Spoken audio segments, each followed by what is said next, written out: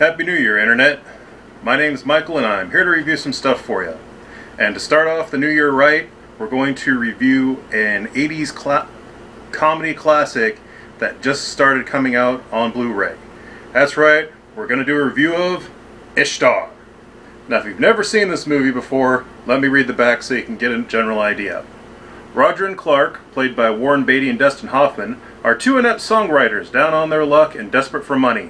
Taking the advice of their shifty agent, the duo are whisked off on a tour of the mythical Republic of Ishtar. On their arrival, our heroes are separately recruited into spying for opposing sides of a planned revolution, while simultaneously vying for the attention of a gorgeous female freedom fighter. But Clark and Rogers make worse spies than they do songwriters, and soon they're left stranded in the desert with only a blind camel and several CIA assassins for company. That's a okay description of this movie. The plot is it's really silly but really entertaining. Dustin Hoffman and Warren Beatty play these two guys that think they are songwriters, and they're really, really, really bad songwriters. And they start off, they call up this guy to be their agent, and they do a couple of amateur night stuff, and they really, really suck at it. But it's really, really funny how it goes. And he offers them a job in Morocco, where they get paid $100 a week and they get to stay at a hotel. And they decide not to do it, and then they go to a bar, and then there's a flashback which shows how the two met, which is it's really entertaining. This whole movie is just really entertaining. But it shows how they met in the flashback, which was really funny. Warren Beatty's character used to be married, and Dustin Hoffman's character had a girlfriend.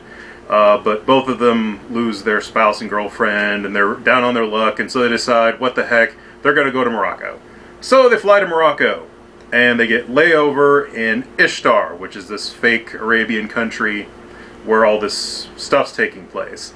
And it's ruled by a despotic dictator, and the CIA wants them in power, but the Russians the Soviets want the freedom fighters to take over.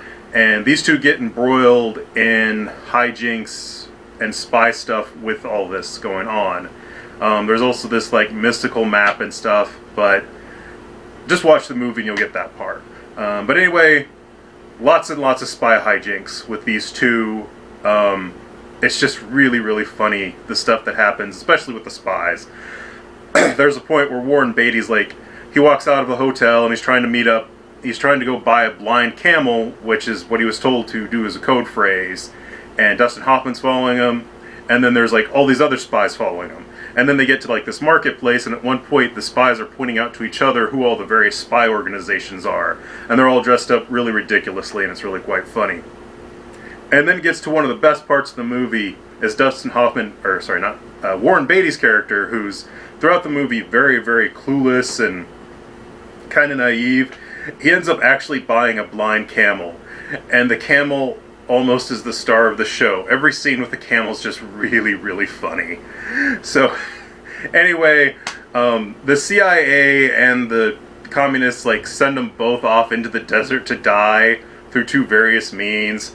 And they're out in the desert, and they're stuck in the desert, and they're about to die. And then they realized, the CIA is trying to kill us, the communists are trying to kill us.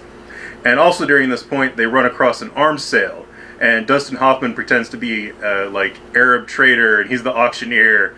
And they have this just great scene where they end up selling a bunch of guns to the various factions there.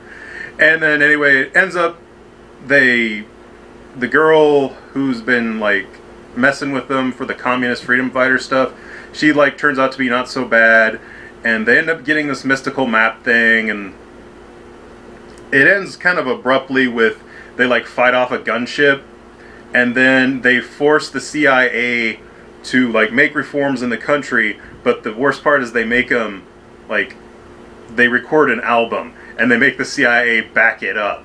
So it's just a really hilarious ending. This is a really good movie. I know it used to be known as one of the worst movies ever. This is the director's cut, so I don't know how different it is from the original cut. But the version of the movie I watched is highly entertaining, and I highly recommend you watch it.